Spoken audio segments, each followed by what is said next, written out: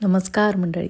दिवाळीच्या दिवशी छानशी अशी मस्त रांगोळी काढली आहे आणि असं प्रसन्न असं वातावरण असतं त्या दिवशी आणि गृहिणी अशा वेगवेगळ्या रांगोळ्या काय काढायची काय नाही आधीच ठरवून असे छानशा बेत आखतात. पण रांगोळी हा दुपारनंतर करायचा कार्यक्रम असतो. त्याच्या आधी आपल्याला नैवेद्याची तयारी करायची असते आणि लक्ष्मीपूजनाला आज मी खास काय केलेलं आहे त्याचा हा छोटासा व्हिडिओ. खरं तर घरोघरी पुरण आणि लक्ष्मीसाठी अनारसे असा नैवेद्य असतो लक्ष्मीपूजनाला. अनारसे तर मी केलेच आहे, पण पुरणाच्या ऐवजी यावेळेला मी केलेले आहे चिरोटे. तर त्याच्यासाठी आधी मी पाक करून घेतलेला आहे. साधारण जितके वाटी साखर तितकेच वाटी पाणी घालायचं. म्हणजे 3 वाटी साखर घेतली तर 3 वाटी पाणी घालायचं. थोडंसं पाणी जास्त घेतलं तरीही चालू शकतं. आता साखर छान विरघळली की मग त्याच्यामध्ये वेलची पूड, केशराच्या काड्या अशा घालायच्या. मस्त रंग येतो आणि खूप छान स्वाद पण येतो. आणि जरा पाक घट्ट झाल्यासारखा दाटसर झाल्यासारखा वाटला की एक तारी पाक झाला तरी बंद करून द्यायचा गॅस.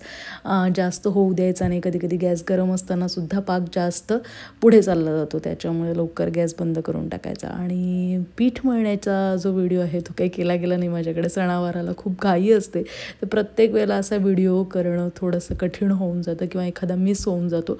तर मी साधारण 3 वाट्या मैदा घेतलेला आहे. अजिबात रवा वगैरे घेतलेला नाही आहे. तुम्ही घेऊ शकता अर्ध प्रमाण. त्याच्यामध्ये किंचित कणीभर मीठ घातलं आहे आणि 2-3 चमचे तेलाचं मोहन कडकडीत घातलेलं आहे. आणि त्याच्यानंतर ते 10 मिनटं भिजवून ठेवलं होतं पीठ घट्टसर असं छान पाणी घालून. मग आपला पाक होत होता तोपर्यंतच आपण लाट्या करून घेतल्या, म्हणजे चिरोटे करून घेतले. तर अशा साधारण पातळ मी पोळ्या लाटून घेतल्या आहे. थोडंसं आधी पीठ लावलं, नंतर लावलेलं नाही आहे. आणि मैदा लावून अशा थोड्या छान पातळ पातळ पोळ्या लाटून घेतल्या आहे. आपल्या नेहमीच्या पोळी इतकं किंवा त्याच्यापेक्षा मोठी लाटू शकतो. त्याला मग साटा लावून घेतला. हा साटा खूप महत्त्वाचा आहे, ज्याच्यामध्ये मी 2-3 चमचे तूप आणि 5-6 चमचे असं छानपैकी कस्टर्ड पावडर मी याच्यात घातली आहे, जी व्हॅनिला फ्लेवरची आहे आणि ज्याच्यामुळे चिरोट्याला एकदम मस्त स्वाद आणि रंग असं दोन्ही खूप छान येतं.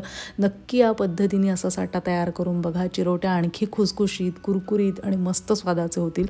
तर अशी आपल्या ह्या पोळ्या एकावर एक साटा लावून झाला की मग त्याला छान टाईट असा रोल करायचा आणि मग छोटे छोटे असे आपल्याला गोळे कापायचे. तुम्ही थोडा मोठा साईज पण करू शकता. मी खूपच छोटे छोटे केलेले आहेत.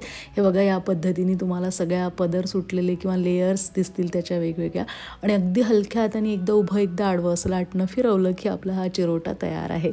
अशा पद्धतीने अगदी हलक्या हाताने त्याला लाटायचं, जास्त जोर देऊन लाटायचं नाही आहे. आणि अशा पद्धतीने आपले हे किंचित जाडसर चिरोटे करून घ्यायचे आहेत. खूप जाड नाही आणि खूप पातळही नाही ठेवायचं. खूप पातळ ठेवले तर ते कडक होतात आणि खूप जाड ठेवले तर आतून कच्चं राहण्याचा पण संभव असतो तळताना जर आपण घाई केली तर. आता तेल पण गरम करून घेतलेलं आहे, आपला पाक पण तयार झालेला आहे आणि चिरोटेही तयार झालेले आहे. तर असे हे मंद आचेवर मग चिरोटे छान एकीकडनं असं फुलवत त्याला तळून घ्यायचं आहे. दोन्ही बाजूनी छान खरपूस तळून घ्यायचं आहे. असं बघा किती पदर सुटलेले आहे त्या चिरोट्यांना. थोडेसे तुम्ही गोलाकार करू शकता, उभट करू शकता. असे वेगवेगळ्या पद्धतीने हे चिरोटे अर्थात खाजेसुद्धा यांना म्हणतात. तर असा हा खाजा पण आपण तयार करून घेऊ शकतो आणि हे तुम्ही आदल्या दिवशीसुद्धा करून ठेवू शकता. पाकातले असले तरीही हे छान टिकतात किंवा नुसती तुम्ही साखर टाकून सुद्धा हे गरमागरम खाज्यांवर साखर टाकून कोरडे पण तुम्ही चिरोटे करू शकता. ते तर खूपच दिवस टिकतात, पण पाकातले एकदम मस्त लागतात, एकदम बढिया.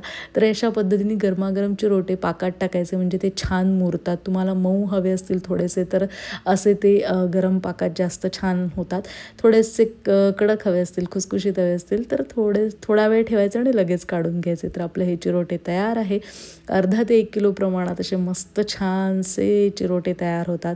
नक्की करून बघा या पद्धतीने. आणि तुम्हाला आणखी एक व्हिडिओ हवा असेल तर मागच्या वर्षी पण मी हा व्हिडिओ टाकलेला आहे, नक्की बघा. आणि लाईक, शेअर, सबस्क्राईब करायला मात्र विसरू नका, कारण अशा छान रेसिपीज भेटत राहूया. नमस्कार. जाणीजे यज्ञकर्म.